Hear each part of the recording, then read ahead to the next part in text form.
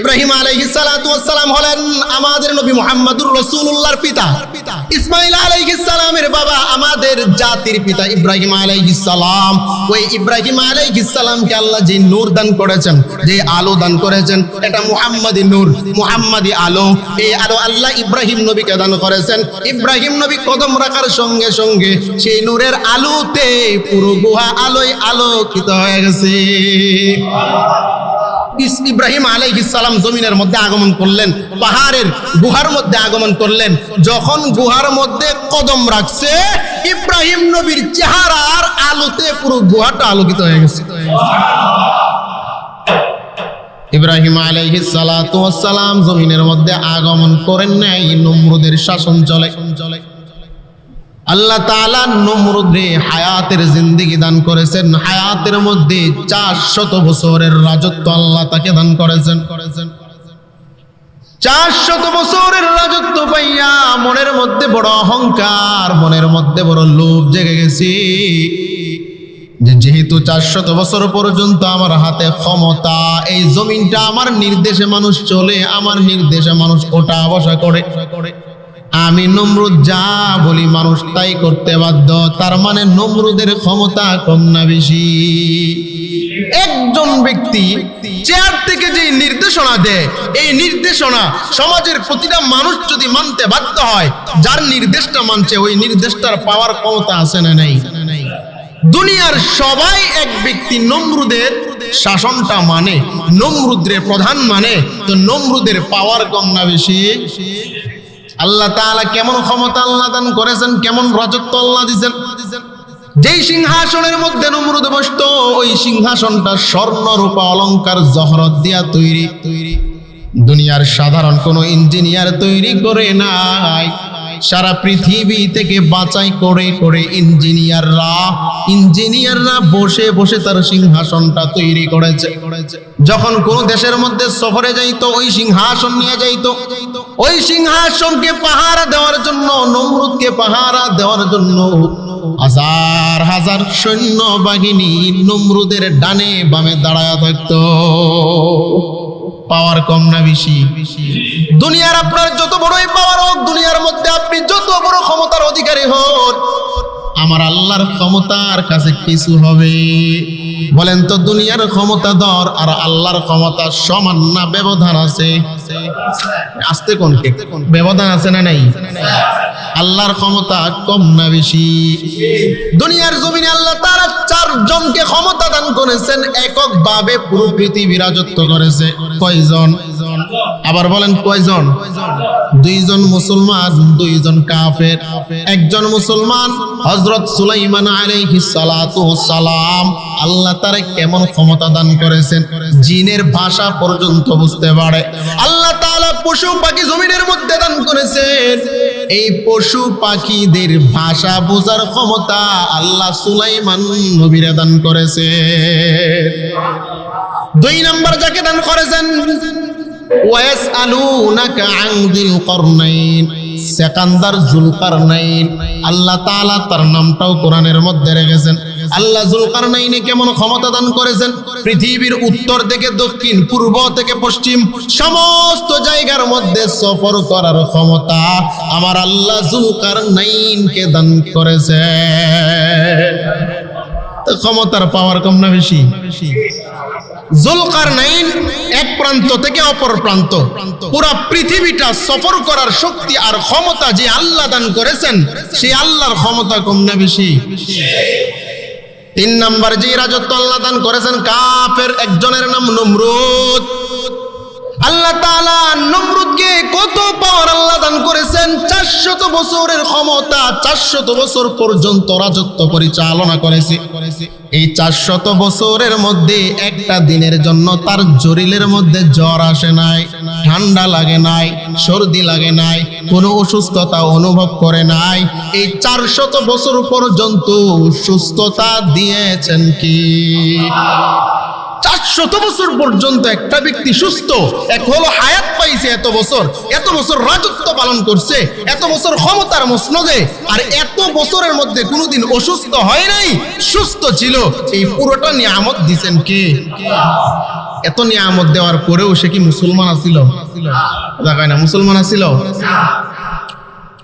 আল্লাহ রাব্বুল আলামিন 4 নম্বর যাকে দান করেছেন বখতে নসর। বখতে নসরকে আল্লাহ তাআলা পাওয়ার দান করেছেন, এত পাওয়ার আল্লাহ দান করেছেন, এককভাবে পুরো দুনিয়া শাসন করেছে, কিন্তু মুসলমান হয় নাই, আল্লাহ মানে নাই। 2 জন মুসলমান 2 জন কাফের। যেই 2 জন মুসলমান তারা একজন আল্লাহর নবী যুলকারনাইন, কোন বর্ণনায় বলে যুলকারনাইন নবী ছিলেন, আবার কেউ বলেন ওলিয়ে কামেল ছিলেন। আল্লাহ তাআলা পছন্দ করে রাজত্ব দান করেছেন, তার নামও কোরআনের মধ্যে। 2 জন কাফের, 2 জন কাফের আর 2 জন মুসলমান, এই দুইটার মধ্যে তফাৎ আছে না নাই? এই 4 জনের ক্ষমতা যদি একত্র করা হয়, পুরো দুনিয়ার ক্ষমতাশীলদের ক্ষমতা যদি একত্র করা হয়, আমার আল্লাহ তাআলার হুকুমের সামনে দুনিয়ার কারো ক্ষমতা চলবে। নমরুদ শাসন চালায়। একদিন হঠাৎ করে নমরুদ সমস্ত মন্ত্রী বর্গদেরকে নিয়ে বসা, জ্যোতিষীদেরকে নিয়ে বসা। জ্যোতিষী বা পাদ্রী এদেরকে তখনকার সময়ের আলেম বলা হয়তো। তখন যেমন কোরআন সুন্নাহর আলেম বলা হয়, হুজুর ডাকেন আপনারা। একটা সময় তাওরাতের হাফেজ যারা ছিল, পাদ্রী যারা ছিল, তাদেরকে তখনকার সময়ের আলেম বলা হয়তো। তারা উম্মতের মধ্যে রিসার্চ করে করে ফতোয়া দিত, কোনটা হবে কোনটা না হবে, এগুলো গবেষণা করে করে উম্মতের মাঝে দিত। জ্যোতিষীরা সহ সকল মন্ত্রী বর্গ সহ নমরুদের সামনে বসা, প্রতিদিন মিটিং হয়, কিন্তু নমরুদের সামনে হঠাৎ করে একদিন সকল মানুষগুলো বসা। জ্যোতিষীদের মনের অবস্থাটা তেমন ভালো নয়, জ্যোতিষীদের মনের মধ্যে বড় পেরেশান, মাথাটা নিচের দিকে। নমরুদ ডাক দিয়ে কয়, প্রতিদিন মিটিং হয়, সবার মধ্যে আলোচনা হয়, কথা হয়, আজকে তোমাদের মনের মধ্যে বড় পেরেশান, বোঝা যায় কারণটা কি? সমস্ত জ্যোতিষীরা জবাব দেয়, ও রাজা, বাদশা মহারাজ, আমরা গতকাল রাতের বেলায় আসমানের পূর্ব দিকে একটা তারকা উদিত হতে দেখেছি। এই তারকাটা এর পূর্বে আর কোনোদিন দেখি নাই। এই তারকা ওঠার কারণ জমিনের মধ্যে এমন একজন ব্যক্তি জমিনের মধ্যে পদার্পণ করবে, এমন একজন নবী পদার্পণ করবে। আল্লাহ তাআলার রিসালাতের দায়িত্ব দিবেন, আল্লাহ তাআলা নবুয়ত দান করবেন, আল্লাহ তাআলার তাওহীদের দাওয়াত জমিনের মানুষের সামনে দিবে। আর ওই সন্তানের হাতে আপনি নমরুদের ক্ষমতা ধ্বংস হয়ে যাবে। কি দেখছে? তারকা দেখছে। মনে রাখবেন, পৃথিবীতে যত নবী রাসূলরা এসেছেন, তারা আসার পূর্বে কিছু আলামত আল্লাহ তাআলা উপস্থাপন করে দিয়েছে। মুহাম্মদুর রাসূলুল্লাহ জমিনের মধ্যে আসার আগে শাম দেশের মধ্যে আবু বকর সফর করতে গেছিলেন। শাম দেশে যাওয়ার পরে, ব্যবসা করার পরে, রাতের বেলা স্বপ্ন দেখে আসমানের পূর্ণিমার চাঁদ আবু বকরের কোলে হাজির। সুবহানাল্লাহ। আসমানের পূর্ণিমার চাঁদ আবু বকরের কোলে হাজির। এটা ছোট স্বপ্ন না বড় স্বপ্ন? 1 দিন 2 দিন 3 দিন দেইকা পাদ্রীর কাছে গেছে, তাওরাতের হাফেজ, যিনি স্বপ্নের ব্যাখ্যা দেন, স্বপ্নের ব্যাখ্যাকারীর কাছে গেছে। স্বপ্নের ব্যাখ্যাকারী জিজ্ঞেস করছে, তোমার নাম কি? বলে আবু বকর। ও তোমার বাড়ি কই? বলে মক্কা। বলে এখানে কেন? বলে ব্যবসা করার জন্য আসছে। তাওরাতের পৃষ্ঠা উল্টায়, আসমানের দিকে তাকায়, আর আবু বকরের চেহারার দিকে তাকায়। তাওরাতের হাফেজ ডাক দিয়ে কয়, ও আবু বকর, তোমার নাম আবু বকর, তোমার বাড়ি মক্কায়। আমার তাওরাতের মধ্যে একটা লেখা দেখা যায়, আর আসমানের মধ্যে একটা তারকা দেখা যায়। আমার কিতাবের বর্ণনা আর আসমানে তারকার বর্ণনা আর তোমার নাম, তোমার বাড়ি সব কিছু মিলে গেছে। বলে কি মিলে গেছে? বলে অচিরেই জমিনের মধ্যে একজন মহামানব আগমন করবে। ইন্নাহু সাইবাতু ফিকুম নবী আখিরিজ জামান তাকুনু ওয়াজিরান ফি হায়াতিহি ওয়া খলিফাতান বা'দা মামাতিহি। ও আবু বকর, তোমার স্বপ্নের ব্যাখ্যা আমার গ্রন্থের সঙ্গে মিলে গেছে। আসমানের মধ্যে একটা তারকার কথা আছে, জমিনের মধ্যে তুমি আবু বকরের নাম আছে, মক্কার নামও ঠিক আছে। অচিরেই এই মক্কা জমিনের মধ্যে মুহাম্মাদুর রাসূলুল্লাহ আগমন করবে। মুহাম্মাদুর রাসূলুল্লাহ জমিন থেকে বিদায় নিয়ে যাওয়ার পর তুমি আবু বকর ওই নবীর প্রথম খলিফা আমিরুল মুমিন হয়ে যাইবা। তাহলে স্বপ্ন দেখছে তারকা, আবু বকরের কোলে আসছে। স্বপ্নের ব্যাখ্যা, অচিরেই মহামানব জমিনে আগমন করবে, নবী রাসূল আগমন করবে, মুহাম্মদুর রাসূলুল্লাহ আগমন করবে। নবী যখন বেঁচে থাকবে, নবীর হাতে হাত রাইখা কালিমা পড়ে মুসলমান হয়ে সাহাবী হবে। নবীর ইন্তিকালের পরে, রওজায় চলে যাওয়ার পরে, সেই আবু বকর আল্লাহ তাআলার পক্ষ থেকে মনোনীত খলিফা নিযুক্ত হয়ে যাবে। স্বপ্নের ব্যাখ্যাটা ছোট না বড়? ইব্রাহিম আলাইহিস সালাতু ওয়াস সালামের জামানায় নমরুদ বলে, তাহলে কিভাবে ওই মহামানবকে আটকানো যায়, মহামানবকে বাধা দেওয়া যায়? জ্যোতিষীরা জবাব দেয়, আপনি সিদ্ধান্ত যা দিবেন আমরা তাই পালন করব। নমরুদ সিদ্ধান্ত দেয়, আগামী 3 দিন পর্যন্ত কোনো বাবা, কোনো পুরুষ, কোনো মহিলার সঙ্গে মোলাকাত করতে পারবে না। কোন স্বামী তার স্ত্রীর সঙ্গে মোলাকাত করতে পারবে না। কারণ ওই তারকার ব্যাখ্যা ছিল যে আগামী 3 দিনের মধ্যে বাবার পৃষ্ঠদেশ থেকে সন্তান মায়ের রেহেমে চলে যাবে। কয় দিনের মধ্যে? 3 দিনের। তা নমরুদ চিন্তা করে, 3 দিনের মধ্যে যদি বাবার পৃষ্ঠদেশ থেকে মায়ের রেহেমে সন্তান চলে যায় তাহলে মোলাকাত প্রয়োজন হয়। সিদ্ধান্ত দিয়ে দিছে আগামী 3 দিন পর্যন্ত কোন স্বামী তার স্ত্রীর সঙ্গে মোলাকাত করতে পারবে না। মোলাকাত করতে পারবে? নিষিদ্ধ করছে কে? নমরুদ। দেশের রাষ্ট্র যিনি, প্রধান, 400 বছরের ক্ষমতাধর যিনি, তিনি নিষেধ করছে। আল্লাহ কয়, যতই নিষেধ করো না কেন, আমি আল্লাহ চাইছি এটা পৃথিবীর কেউ বাধা দিয়ে রাখতে পারবে? এবার এলার্ট জারি হয়ে গেছে, সমস্ত মানুষগুলা একে একে পাহারা সৈন্যবাহিনী বাড়ায় দিছে, কেউ যেন কোনো বিবি তার স্বামীর সঙ্গে দেখা করতে না পারে। আল্লাহ তাআলা পদ্ধতি গ্রহণ করলেন। কি পদ্ধতি? বলে, এই যে সম্প্রদায়, এই যে নমরুদের বাহিনীর যিনি প্রধান, যিনি নমরুদের প্রধান ফটক, নমরুদের প্রধান ফটকের মধ্যে পাহারা দেয়, যার নাম ছিল আজর। কোরআনের মধ্যে এসেছে, ওয়াইদ ক্বালা ইব্রাহিমু লিআবিহি আজর, ইব্রাহিম আলাইহিস সালামের বাবা আজর নমরুদের প্রধান দারোয়ান, তলোয়ার নিয়ে নমরুদের ঘরের সামনে দাঁড়ায় আছে। রাতের বেলা ইব্রাহিম নবীর মায়ের মনের মধ্যে আল্লাহ তাআলা স্বামীর প্রতি মুহাব্বত তৈরি করে দিছে যে তুমি তোমার স্বামীর সঙ্গে মুলাকাত করবা। স্বামীর মনের মধ্যেও আল্লাহ তাআলা মুহাব্বত তৈরি করে দিয়েছে, দুজনের মুহাব্বত। কিন্তু মাঝখানে বাধা, নমরুদ যদি জানতে পারে আস্ত রাখবে না জবাই করবে?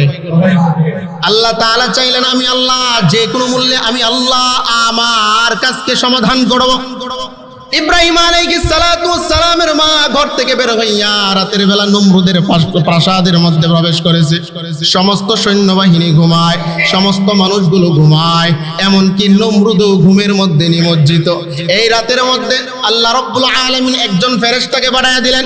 ফেরেশতা নজর করে তাকায়া দেখেন প্রাসাদের মধ্যে নমরুদের যে প্রধান বাহাদুর, প্রধান সেনাপতি, হাতের মধ্যে তলোয়ার নিয়ে দাঁড়ায় আছেন। ফেরেশতা ওই তলোয়ারটা হাতের মধ্যে নিয়া ইব্রাহিম নবীর বাবা মাকে আলাদা রুমের মধ্যে পাঠায়া দিলেন। মোলাকাত শেষ হয়ে গেছে, আবার ইব্রাহিম নবীর মা বাবের হয়ে আসলেন। আল্লাহ তাআলা ওই ফেরেশতাকে ইব্রাহিম নবীর হাতে আবার তলোয়ার দিয়া এই ফেরেশতা আবার আল্লাহর কাছে চলে গেছে। এটা নমরুদ বুঝতে পারছে? কথা কয় না। নমরুদ টের পাইছে এই ঘটনা? টের পাই না। 3 দিন হয়ে গেছে। 3 দিন পরে আবার নমরুদ মন্ত্রিসভা নিয়ে বৈঠকে বসছে।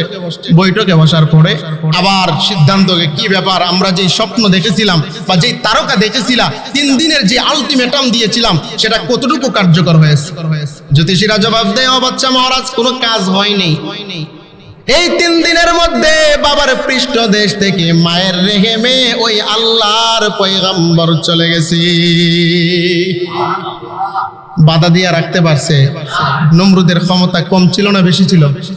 এত বেশি থাকার পরেও রাখতে পারে নাই, কারণ আল্লাহ চাইছেন ইন্নামা আমরুহু ইযা আরাদা শাইআন আন ইয়াকুলা লাহু কুন ফায়াকুন।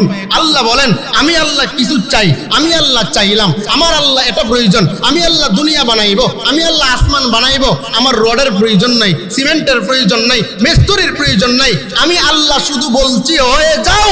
আল্লাহ বলতে দেরি হইতে দেরি হয়। তাহলে আল্লাহর হুকুম বড় না নমরুদের হুকুম বড়? বলেন, আল্লাহর হুকুম বড় নাকি নমরুদের হুকুম বড়? ও মুসলমান ইমানদার, এবার নমরুদ বলে, তাহলে এখন আর কি করা যায়? বলে, এখন আরেকটা সিদ্ধান্ত, বলে যে কোনো মূল্যে ইব্রাহিম নবীকে জমিনে আসা থেকে বিরত রাখতে হবে, কারণ যদি বিরত রাখতে না পারে ক্ষমতা আর থাকবে। কথা কয় না? তাওহীদের কালিমা, আমাদের যে কালিমা লা ইলাহা ইল্লাল্লাহ, এই কালিমার এত পাওয়ার। আল্লাহর রাসূল যখন দাওয়াত নিয়ে মানুষের মাঝে যাইতো, বড় বড় গোত্রের মানুষগুলো বলতো, তুমি এমন কালিমার দাওয়াত কেন দাও যেই কালিমাটা সমস্ত রাজা বাদশারা ভয় পাইছে, যেই কালিমাটা অহংকারীরা ভয় পাইছে, যেই কালিমাটা সমস্ত স্বৈরাচারীরা ভয় পাইছে, যেই কালিমাটা সমস্ত জালেমরা ভয় পাইছে, এই কালিমার দাওয়াত তুমি দিও না। কারণ এই কালিমার দাওয়াত যদি দেও, তুমি মুহাম্মদকে জমিনে আস্ত রাখবে না। এটা মানুষের বক্তব্য ছিল, মানুষের কথা ছিল। কিন্তু মুহাম্মাদুর রাসূলুল্লাহ কি তাদের কথা মানছে না দাওয়াত দিছে? আস্তে কোন দাওয়াত দিছে কি দেয় নাই? দাওয়াত কি বন্ধ করছে এক মুহূর্তের জন্য, নাকি পুরো জিন্দেগিতে দাওয়াত দিছে? কার পক্ষ থেকে? এবার নমরুদ সিদ্ধান্ত করে, ঠিক আছে, সন্তান তো মাত্র গেছে, সন্তান তো আসার একটা সময়ের প্রয়োজন আছে না নাই? আগামী 10 মাস পর্যন্ত আমার এই পুরো পৃথিবীর মধ্যে কোন সন্তান আগমন করতে পারবে না। যদি আগমন করে, ওই সন্তানটাকে আতুর গড়েই তোমরা হত্যা করে ফেলবা। কি কইবেন এখন? কয়েকজন কইছেন, সবাই কোন তো আতুর গড়েই সন্তান হত্যা করা, এটা নমরুদি স্বভাব। শিশু হত্যা করা, এটা নমরুদি স্বভাব। শিশুদেরকে নির্যাতন করা, এটা নমরুদি স্বভাব। আতুর ঘরের মধ্যে বাচ্চা মেরে ফেলা, এটা নমরুদি স্বভাব। এমনকি পৃথিবীর মধ্যে সর্বপ্রথম জন্ম নিয়ন্ত্রণ যে পদ্ধতির কথা আমরা পড়ি বা জানি বা বলি, এটা সর্বপ্রথম যেই বৈজ্ঞানে আবিষ্কার করেছে, ওই ইবলিসের নাম হলো মিস্টার নমরুদ। এই মিস্টার নমরুদে আবিষ্কার করে দিয়েছে। আজকে যারা এর পক্ষে স্লোগান, হারাম পর্যায়ের স্লোগান, এই সবগুলোর উস্তাদের নাম কি? আবার কোন উস্তাদের নাম কি? আগামী 10 মাস পর্যন্ত কোন সন্তান জমিনের মধ্যে আসতে পারবে না। জমিনের মধ্যে যে সন্তান আগমন করবে, ওই সন্তানটাকে আতুর ঘরের মধ্যেই তোমরা হত্যা করে ফেলবা। সমস্ত সিদ্ধান্ত হয়ে গেছে। এবার সন্তান জন্ম নেয়, সঙ্গে সঙ্গে আতুর ঘরে হত্যা করে ফেলে। একটানা 10 মাস পর্যন্ত নমরুদের এই অভিযান চলছে কি চলে না? তারপরেও বাধা দিয়ে রাখতে পারছে। আজকে ফিলিস্তিন কোন, ইসরায়েল কোন, আমেরিকা কোন, গুজরাটের কসাই কোন, আমগো দেশের কসাই কোন, সমস্ত জায়গায় যত শিশু হত্যা করা হয়, সমস্ত গাছপালা নষ্ট করা হয়, নারীদের উপর আক্রমণ করা হয়, এই সবগুলোর উস্তাদ কে? কথা কেন? সবগুলোর উস্তাদ কে? নমরুদ। তারা মানবাধিকার অবস্থা আপনাদেরকে বুঝাবে, বুঝাইয়া শিশু হত্যা করবে, তারা অবস্থা বুঝাবে, নারী হত্যা করবে, পরিবেশ নষ্ট করবে। অথচ মুহাম্মাদুর রাসূলুল্লাহ সাল্লাল্লাহু আলাইহি ওয়াসাল্লামের জিন্দেগিতে যতগুলো যুদ্ধ নিজে শরীক হয়েছেন, নিজে শরীক না হইয়া সাহাবীরা হয়েছেন, কোন যুদ্ধের আজ পর্যন্ত প্রমাণ দিতে পারবে না যে আল্লাহর রাসূল যুদ্ধের নামে একটা শিশুকে হত্যা করেছে। এমন প্রমাণ কেউ জমিনের মধ্যে দিতে পারবে? আসমানের নিচে, জমিনের নিচে, আসমানের নিচে, জমিনের উপরে এই প্রমাণ আজও পর্যন্ত কেউ দিতে পারবে না। এমনকি যুদ্ধের নামে কোন নারীর উপর আক্রমণ করেছে, গাছপালা নষ্ট করেছে, কোন প্রাসাদ ভেঙেছে, এমন নজির মুহাম্মাদুর রাসূলুল্লাহর আদর্শে আছে। তাহলে মানবতা, মানবতা আমরা বেশি জানি না, ইহুদিরা বেশি জানে। হেরা মায়ের তস্তস করে ফেলাইবে, কোনো সমস্যা নাই। আপনি অনেকটা হিন্দুর গায়ে আঘাত করেন, দেখবেন একদম আপনার গোষ্ঠী শুদ্ধা, দেশ শুদ্ধা জ্বালায় দেওয়ার ষড়যন্ত্র করবে। বলে কেন? বলে তাদের হেডাম আছে, তাদের ধর্মকে তারা এমন ভাবে মানে, এমন ভাবে বিশ্বাস করে, দুনিয়ার কোনো ধর্ম তাদের নজরে আসে না। আর আমরা মুসলমানরা ডাইল আর মিষ্টি আর খিচুড়ি বিরিয়ানি খাইয়া ইমান তো নাই, ওই যা আছে এটাই লোক দেখানোই মনে। এই ইমান নিয়ে জান্নাতে যাওয়া যাবে? এই ইমান নিয়ে আল্লাহর কাছে জবাব দেওয়া যাবে? একটা মুসলিম যদি রক্তাক্ত হয়, একটা মুসলমানকে যদি হত্যা করা হয়, তাহলে পুরো পৃথিবী জ্বালিয়ে দিলেও ওই মুসলিম একটা মানব হত্যার প্রতিশোধ আমার আল্লাহর কাছে হয় না। তাহলে একটা মানুষের দাম আছে না নাই? আছে না নাই? তাহলে নমরুদ 10 মাস পর্যন্ত সিদ্ধান্ত নিছে, এই 10 মাসের ভিতরে কোনো সন্তান আসবে না। আল্লাহ বলেন, আমি চাই আমার ইব্রাহিম যাবে, আমি চাই আমার খলিল যাবে। তাহলে কিভাবে যাবে? আল্লাহ রব্বুল আলামিন ইব্রাহিম নবীর মায়ের প্রসব ব্যথা যখন উঠছে, ঘরের মধ্যে তো থাকতে পারে না, কারণ ঘরে যদি সন্তান প্রসব করায় তাহলে আজর বাবাই নিজে হত্যা করে ফেলবে। এজন্য সেখান থেকে সরে একটা পাহাড়ের মধ্যে চলে গেছে। পাহাড়ের গুহার মধ্যে যাওয়ার পরে প্রসব ব্যথা হয়েছে, ইব্রাহিম আলাইহিস সালাম জমিনের মধ্যে আগমন করলেন, পাহাড়ের গুহার মধ্যে আগমন করলেন। যখন গুহার মধ্যে কদম রাখছে, ইব্রাহিম নবীর চেহারার আলোতে পুরো গুহাটা আলোকিত হয়ে গেছে। ইব্রাহিম আলাইহিস সালাতু ওয়াস সালাম হলেন আমাদের নবী মুহাম্মদুর রাসূলুল্লাহর পিতা। ইসমাঈল আলাইহিস সালামের বাবা আমাদের জাতির পিতা ইব্রাহিম আলাইহিস সালাম। ওই ইব্রাহিম আলাইহিস সালামকে আল্লাহ যে নূর দান করেছেন, যে আলো দান করেছেন, এটা মুহাম্মাদি নূর, মুহাম্মাদি আলো। এই আলো আল্লাহ ইব্রাহিম নবীকে দান করেছেন। ইব্রাহিম নবী কদম রাখার সঙ্গে সঙ্গে সেই নূরের আলোতে পুরো গুহা আলোয় আলোকিত হয়ে গেছে। তাহলে আলোকিত করছে কে? এবার ইব্রাহিম আলাইহিস সালামের মা টেনশন পেরেশান, কারণ যদি কোনো বাহিনী জানতে পারে রাখবে না, হত্যা করে ফেলবে। আল্লাহর সিদ্ধান্ত আমি বাঁচিয়ে রাখবো। ইব্রাহিম আলাইহিস সালামের মা এবার ইব্রাহিম নবীকে যখন আলো দেখা যায় তাড়াতাড়ি কাপড় দিয়ে ঢাকলেন, ঢাইকা এখানে স্তন আহার করাইলেন, দুধ আহার করাইলেন, করাইয়া সেখান থেকে আল্লাহর উপর তাওয়াক্কুল কইরে সন্তানকে ওই পাহাড়ের গুহার মধ্যে একা রাইখা বাড়ির মধ্যে চলে আসছেন। আপনারা পারবেন সন্তান হওয়ার পর হাসপাতালে রাইখা একাকে বাড়িতে আসতে পারবেন? দাদি থাকে, নানি থাকে, ভাবি থাকে, চাচি থাকে, থাকে কি থাকে না? এত মানুষ থাকে, কিন্তু ইব্রাহিম নবীর মা শিশু সন্তান, পুরো পৃথিবী যখন ওই ইব্রাহিম নবীর বিরুদ্ধে চলে গেছে, তিনি আল্লাহর উপরে তাওয়াক্কুল কইরা বাড়িতে চলে আসছে। তাওয়াক্কুল করছে কার উপর? আবার বলেন, তাওয়াক্কুল করছে কার উপর? আমরা যখন নামাজে আসি, যারা রিস্কা চালাই, এই রিস্কাটা বাহিরে রাখে, এখানে সেজদা করে, মনের মধ্যে ওয়াসওয়াসা থাকে। বাহিরে যখন মাল থাকে বা পণ্য থাকে বা বিষয় কিছু বস্তু বাজে থাকে, ওইগুলা পিছনে রাইখা যখন সামনে নামাজ করি, মনে ওয়াসওয়াসা আসে কি আসে না? যে ওই চুরে নিলুগা কিনা, জুতাটা নিচে কিনা, এরকম ওয়াসওয়াসা আসে না? আল্লাহর উপরে তাওয়াক্কুল করবেন, আল্লাহ তাআলা আপনার এই সম্পদ হেফাজতের জিম্মাদারি নিয়ে নেবেন। তো ইব্রাহিম আলাইহিস সালাতু ওয়াস সালামকে পাহাড়ের গুহার মধ্যে রেখে আসছেন। ইব্রাহিম নবীর মা চলে আসছেন। আল্লাহ তাআলা জিব্রাইল আলাইহিস সালাতু ওয়াস সালামকে ইব্রাহিম নবীর কাছে পাঠিয়ে দিয়েছেন। ইব্রাহিম আলাইহিস সালাতু ওয়াস সালাম গুহার মধ্যে আল্লাহ তাআলা জিব্রাইলকে পাঠাইলেন। জিব্রাইল আলাইহিস সালাতু ওয়াস সালাম গুহার মধ্যে আইসা সর্বপ্রথম গুহার দরজাটা একটা পাথর দিয়ে বন্ধ করে ফেললেন। এবার জিব্রাইল আলাইহিস সালাতু ওয়াস সালাম ইব্রাহিম নবীর হাতের দুইটা আঙ্গুল নিলেন। দুইটা আঙ্গুল নিয়ে ইব্রাহিম নবীর মুখের মধ্যে প্রবেশ করায় দিলেন। ছোট ছোট বাচ্চারা মুখের মধ্যে আঙ্গুল দেয় কি দেয় না? তখন আমরা কি করি? আঙ্গুলটাকে ভিতরে রাখি না বের করে ফেলি? কেন? আজকে শুনবেন, ইব্রাহিম নবীর আঙ্গুল যখন দুইটা মুখে দিছে, এর কারণ হলো আল্লাহ তাআলা একটা আঙ্গুল দিয়া দুধের নহর আল্লাহ তাআলা জারি করে দিয়েছেন। আরেকটা আঙ্গুল দিয়া মধুর নহর আল্লাহ তাআলা জারি করে দিয়েছেন। দুইটা আঙ্গুল মুখের মধ্যে ইব্রাহিম নবী দুইটা আঙ্গুল চুষে আর এক আঙ্গুলে দুধ আর এক আঙ্গুলে মধুর ব্যবস্থা করেছেন। কে? শিক্ষা কি? দুনিয়ার জমিনে সন্তানগুলো মাসুম বাচ্চারা মুখের মধ্যে আঙ্গুল দিবে, এটা বের করতে নাই। এটা আল্লাহর পক্ষ থেকে রহমতের খাবার, আল্লাহর পক্ষ থেকে বরকতি খাবার, আল্লাহর পক্ষ থেকে মাসুম বাচ্চার রিজিক, এটা বন্ধ করা যাবে না। আল্লাহ তাআলার পক্ষ থেকে এই খাবার যেই ইব্রাহিম নবীকে জমিনে আসতে বাধা দিয়ে রাখতে পারছে, কথা কয় না। আল্লাহ চাইছেন, চাইছেন কে? আবার কোন আল্লাহ চাইছেন, চাইছেন কে? আল্লাহ। জমিনে আসছে কি আসে নাই?